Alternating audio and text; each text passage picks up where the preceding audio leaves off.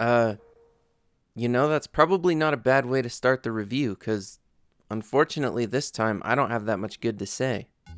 Like, seriously, what happened? That intro was never that choppy before. Well, anyway, welcome to my third Atari VCS review. As of the recording date, it's been exactly a year since my second review. I haven't turned this thing on in several months, and as you can see, it's got an update. That first week was very exciting. Atari tweeted me, my first review got tens of thousands of views, and even Pat the NES Punk reviewed my review, even though I didn't show that much of the console. But still, as the person who was initially pushing for patience, I think a year is long enough. Now's a good time to check in on the VCS and see just how far it's come. As previously stated though, there's not that much good to say, so let's get going. I think this will be short.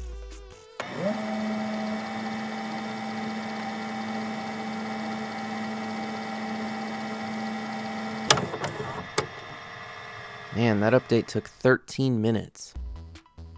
Well, if you own a VCS yourself or you've seen my other reviews, you'll see that nothing has changed.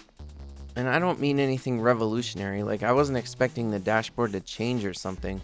I'm talking about the little things.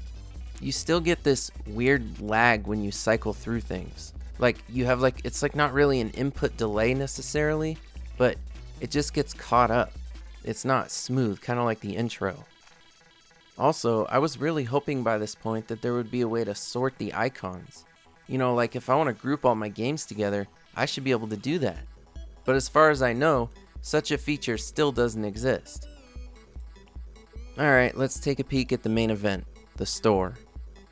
Well, they definitely added games, so you can't fault them for that, they got that right. I'm sorry to say that even by this point, I'm still not impressed. My initial concerns of retro on purpose seem to kind of be the main theme here. And graphics don't make a game, but I don't want this console to exclusively be old school Atari. I mean, some of the games are 3D, like this one. I cycled through the entire library though, and nothing jumped out as impressive. Obviously that's a little judgmental. I can't know if the games are good without actually playing them. And I did install Airy, so we're gonna look at that in a minute. Still, everybody judges a book by their cover a little bit, even if they try not to. So as I'm cycling through this library, I just don't see anything that pops out as something I want to play, or that I want to check out. And the other thing is, not all of the games come with trailers. Most of them have screenshots, so you get an idea of the visuals, but as you can see, it's just that future retro Atari look. And that's what a lot of these games have to offer. It's not necessarily a bad thing, but it's going to limit your market in not a great way. Additionally, compared to other systems, even though this library has grown, it hasn't grown that much. See, this game looks nice. I might actually check it out. But just like most of the others, it doesn't have a trailer. So you just look at the screenshots and then make a judgment call. Another thing that's a little off is the reviews. You can see that most of these games have 4 or 5 stars, but there's no way to see the reviews. There's no way to see if anyone left 2 stars, there's no written reviews. I don't even know how to leave a review myself. I suppose at that point they're ratings, not reviews, but you get what I mean. I don't think my judgment argument is totally invalid though. Look at this game, Boulder Dash Deluxe. Literally just look at it. Would you want to play it? To me, it's hideous. It looks like one of those knockoff mobile games that has a shit ton of ads. I don't know, it's just not what I was hoping for. I think a lot of people would agree with me that this is not what they were hoping for. And yeah, it's super easy to be critical, whereas it's super difficult to make a game. And I get it. So let's just take a look at a game. Yeah, see, here it is, Airy. This is the one I got. This is the one that seemed the most interesting to me. Okay, you ready? Let's see what $7 gets you on Atari VCS.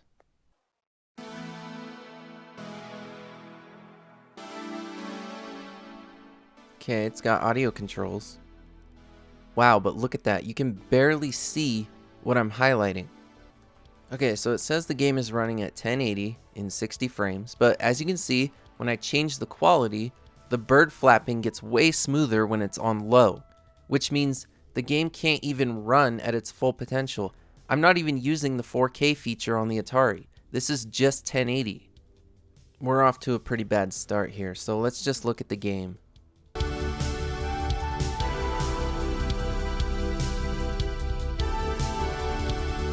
I have been around forever, and if I say forever, I mean it. Damn, that's deep. As long as I can remember, there has been nothing else. Nothing. Just me and deafening darkness all around me. It's easy to make jokes, but I'm not gonna sit here and insult the game to death. That was obviously some kind of tutorial, so let's just check out an actual level.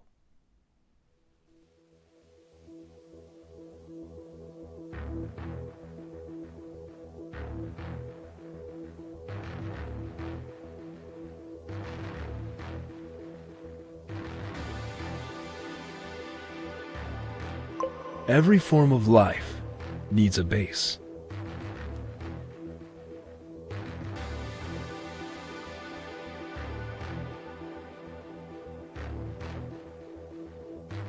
So, I started searching for it. Okay, so it's more of the same. Is this really gonna be it? Just some sort of interactive story?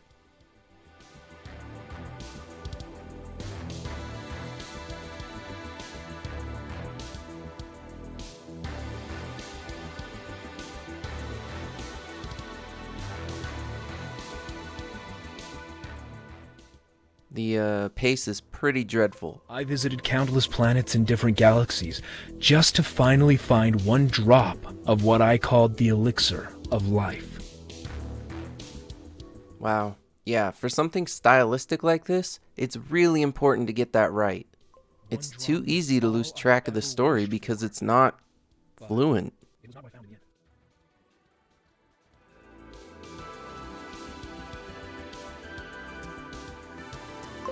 This was something interesting. Something I could watch for a long time. Finally, something that would keep me entertained. Something that would rescue me from the deafening boredom that has been my prison for eternity. Okay, that's pretty funny. That is some good irony.